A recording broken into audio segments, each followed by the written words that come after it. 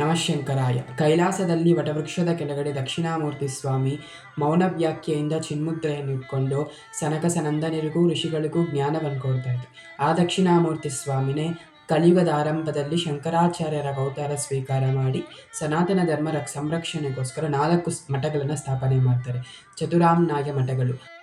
ಆ 4 ಮಠಗಳಲ್ಲಿ ಸಾರ್ವಭೌಮ ಮಠ ದಕ್ಷಿಣಾಮ್ನಾಯ ಶ್ರೀ ಶೃಂಗೇರಿ ಶಾರದಾ ಮಠದ 36ನೇ ಜಗದ್ಗುರುಗಳು, ಭೂಮಿಯ ಮೇಲೆ ನಡೆದಾಡುವಂತಹ ಶಾರದಾಂಬಾ ಸ್ವರೂಪ, ಸಾಕ್ಷಾತ್ ದಕ್ಷಿಣಾಮೂರ್ತಿ ಸ್ವಾಮಿಯ ಸ್ವರೂಪವಾಗಿರುವಂತಹ ಅನಂತ ಶ್ರೀ ವಿಭೂಷಿತ ಶ್ರೀ ಭಾರತೀ ತೀರ್ಥ ಮಹಾಸ್ವಾಮಿಯವರ 76ನೇ ವರದಂತಿ ಮಹೋತ್ಸವ ಈ ದಿನ.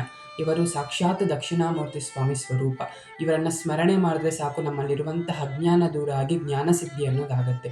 ಇವರು ಎಷ್ಟೋ ವಿಜಯ ಯಾತ್ರೆ, ಎಷ್ಟೋ ಅನುಗ್ರಹ ಭಾಷಣಗಳು, ಎಷ್ಟೋ ಜನರಿಗಿದ್ದಂತಹ ಸಂದೇಹಗಳನ್ನೆಲ್ಲ ದೂರ ಮಾಡಿದ್ದಾರೆ. ಇವರು ಸನಾತನ ಧರ್ಮ ಸಂರಕ್ಷಣೆಗೂ ಗೋ ಸಂರಕ್ಷಣೆಗೂ ಎಷ್ಟೋ ಕೃಷಿಯನ್ನು ಮಾಡಿದ್ದಾರೆ. ಇವರು ಎಷ್ಟೋ ಸ್ತೋತ್ರಗಳನ್ನು ಕೊಟ್ಟಿದ್ದಾರೆ. ಅದರಲ್ಲೂ ಶ್ರೀ ಶಂಕರಾಚಾರ್ಯ ವರ್ಯಂ ಎನ್ನುವಂಥ ಶಂಕರಾಚಾರ್ಯ ಸ್ವಾಮಿಯವರ ಸ್ತುತಿ ವಿಶ್ವವಿಖ್ಯಾತವಾಗಿರುವುದು. ಅಷ್ಟೇ ಅಲ್ದಿರ ನಮಗೆಲ್ಲರಿಗೂ ಗೊತ್ತಿರುವಂತಹ ಗರುಡ ಗಮನದವ ಚರಣ ಕಮಲ ಮಿಹ ಎನ್ನುವಂತಹ ಸಂಕೀರ್ತನೆಯನ್ನು ಶ್ರೀ ಭಾರತೀ ತೀರ್ಥ ಮಹಾಸ್ವಾಮಿಯವರೇ ಕೊಟ್ಟಿರುವುದು.